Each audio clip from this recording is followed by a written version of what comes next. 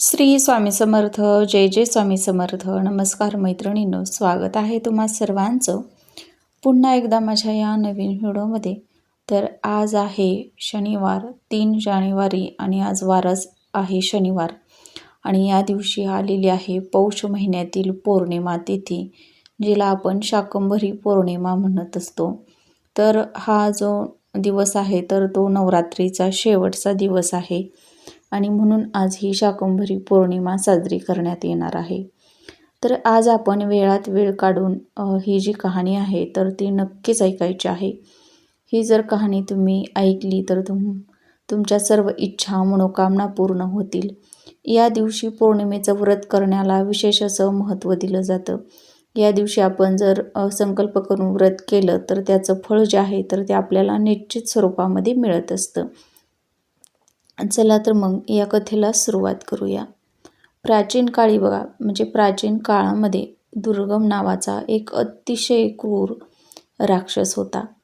त्याने ब्रह्मदेवाची तपस्या करून 4 वेद आपल्या ताब्यात घेतले होते आणि असा वर मिळवला होता की देवांना देण्यात येणारा हवनातील जो हिस्सा आहे किंवा वाटा आहे यज्ञातील, तर तो त्यांना मिळणार नाही. वेदांच्या अभावामुळे आणि ब्राह्मणांनी मंत्रोच्चार करणं सोडल्यामुळं बघा, पृथ्वीवर यज्ञ याग हे पूर्णपणे बंद झाले. कोणीही भीतीनं पृथ्वीवरती यज्ञ किंवा होम हवन करत नसे. त्यामुळे देवांची शक्ती जी आहे तर ती कमी पडू लागली. परिणामी पृथ्वीवर प्रचंड दुष्काळ पडला. सलग 100 वर्षे पाऊस पडलाच नाही. सर्व नद्या नाले आटले आणि अन्न वाचून जीव मात्र तडफडू लागले. पृथ्वीवरील जीवन विस्कळीत झालं.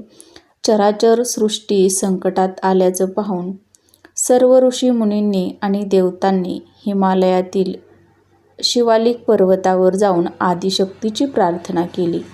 भक्तांची करुणा ऐकून देवी तिथे प्रकट झाली.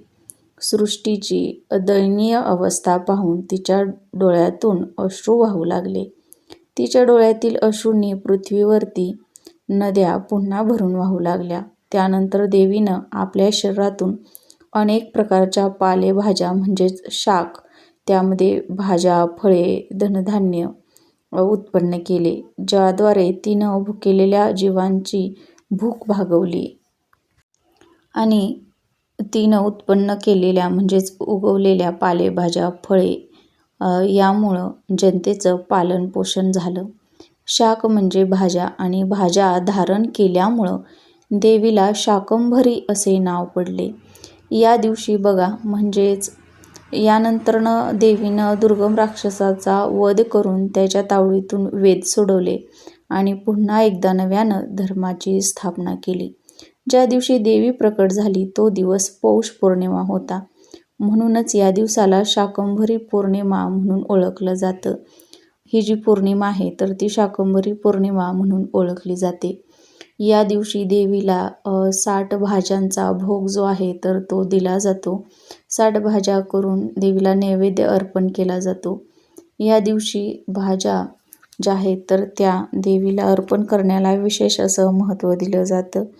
या दिवशी देवीची शाकंभरी रूपात जी आहे तर ती पूजा केली जाते.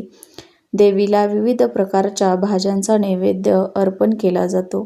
हे व्रत केल्यामुळं बघा, आपल्या घरात धनधान्य कधीही कमी पडत नाही आणि म्हणूनच या दिवशी बरेच जण हे शाकंभरी पौर्णिमेचं व्रत जे आहे तर ते करत असतात.